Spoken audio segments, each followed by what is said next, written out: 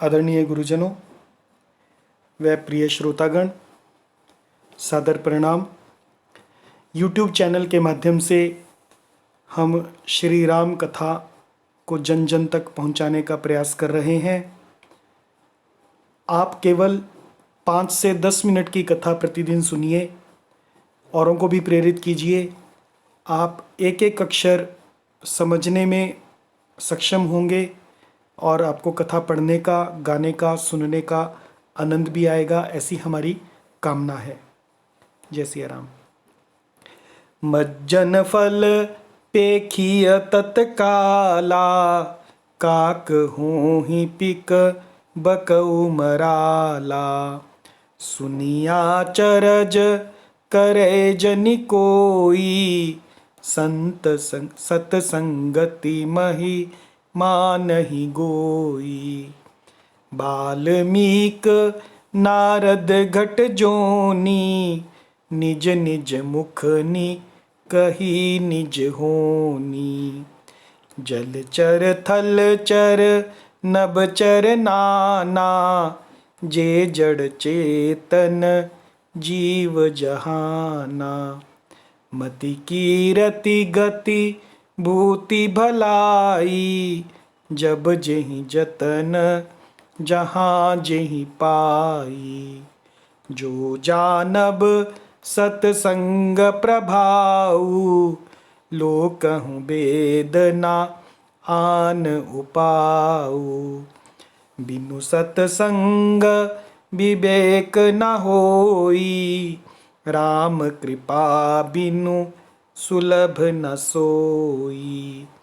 सतसंगत मुद मंगल मूला, सोई फल सिद्धि सब साधन फूला।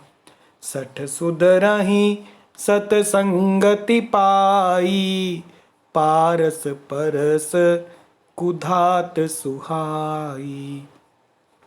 विधि बस सुजन कुसंगत परहि, फनि मनि सम निज गुण अनुसरहि।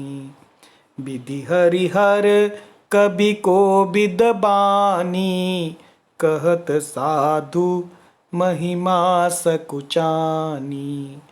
सो मोसन कही जात न कैसे, साक बनिक मनि गुण गण जैसे। बंदौ संत समान चित, हित अनहित नहीं कोई। अंजलिगत शुभ सुमन जिमि, सम सुगंध कर दोई। संत सरल चित जगत हित, जानि सुभाउ स्नेह। बाल बिनय सुनि करी कृपा, राम चरण रति देहु। अब इसे हम अर्थ सहित समझने का प्रयास करेंगे। मज्जन फल पेखिए तत्काला, मज्जन यानी स्नान।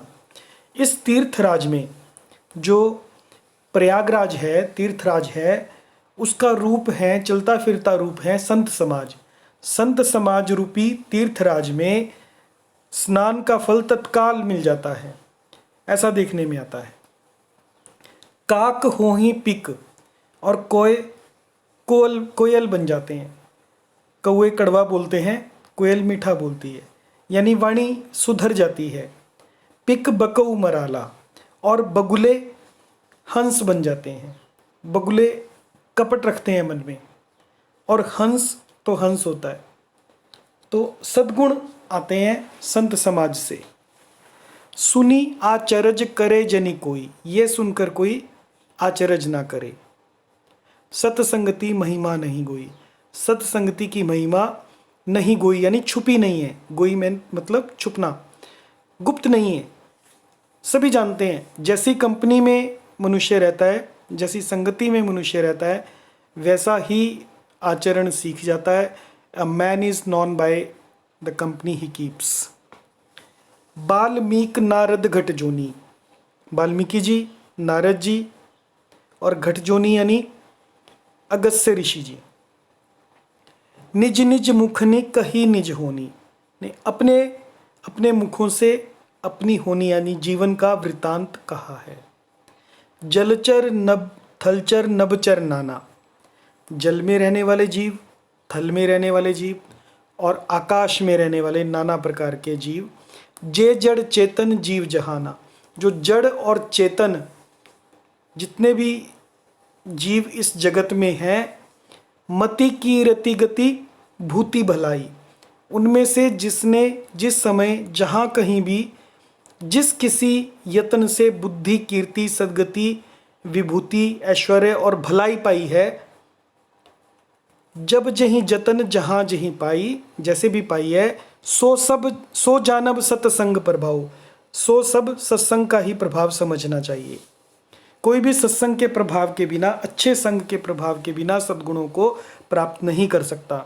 सद्गुणों को प्राप्त करने का साधन सत्संग, संत समाज ही है। सो जानब सत्संग प्रभाव, लोकहूँ वेदना आन उपाऊ। वेदों में और लोक में इनकी प्राप्ति का कोई दूसरा सोर्स, साधन, उपाय नहीं है। बिनु सत्संग विवेक ना हुई। ये बहुत इम्पॉर्टेंट है कि हम किन लोगों की कंपनी में, एसोसिएशन में, दोस्ती में रहते हैं। बिनु सत्संग विवेक ना हुई। बिना सत्संग के विवेक नहीं हो सकता। और राम कृपा बिनु सुलभ ना सोई। राम की कृपा के बिना जो सत्संग है वो सुलभ नहीं हो सकता। किसी को दारुण दुख देना हो तो उसके पड़ोस में कोई दुष्ट व्यक्ति को बसा दो, तो वो कभी चैन से सो नहीं पाएगा। आपको कुछ नहीं करना पड़ेगा। यानी जब हमारे जीवन में कोई गलत संगति पड़ जाए तो हमारा नाश निश्चित ही है। और सत्संग यदि जीवन में मिल जाए तो मंगल भी होगा, कल्याण भी होगा और आनंद भी होगा। सत्संगत मुद मंगल मूला। जो सत्संगत है, अच्छी संगत है, वो मुद यानी कल्याण, खुशी, और मंगल यानी कल्याण की मूल है। सोई फल सिद्धि सब साधन फूला। सत्संग की सिद्धि ही, प्राप्ति ही फल है और साधन भी है। सठ सुधरई सत्संगति पाई। दुष्ट भी सत्संगति पाकर सुधर जाते हैं। सठ सुधरई सत्संगति पाई।